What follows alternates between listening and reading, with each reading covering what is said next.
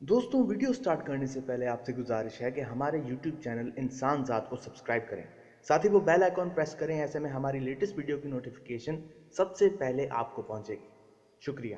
دوستوں، French president Immanuel Macron اسرائیل کے دورے پر اپنی ٹیم کے ساتھ جیروسلم کی سینٹ این چرچ، جو کہ لیگلی فرینچ ٹیریٹری اسٹیبلش کی گئی، وہاں جب وہ جانے لگے تو ان کو اسرائیلی پولیس نے روک دیا، جس پر دونوں طرفہ تلخ کلامی ہوئی۔ سینٹ این کروسیڈر چرچ، جس کا قیام 11ویں صدی میں کیا گیا، عیسائیوں میں مقدس جگہ مانی جاتی ہے اور یہ ایسٹ جیروسلم میں واقع ہے۔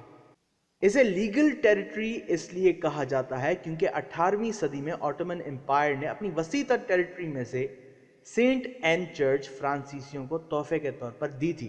اس چرچ کو ہر فقہ، ہر دھرم اور دین سے تعلق رکھنے والوں کے لیے اس دن سے کھلا رکھا گیا ہے۔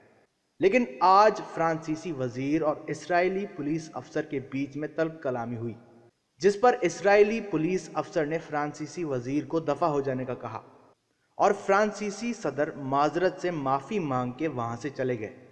دوستوں، اس سے صہیونی ریاست اسرائیل کے واہیات عزائم واضح ہوتے ہیں۔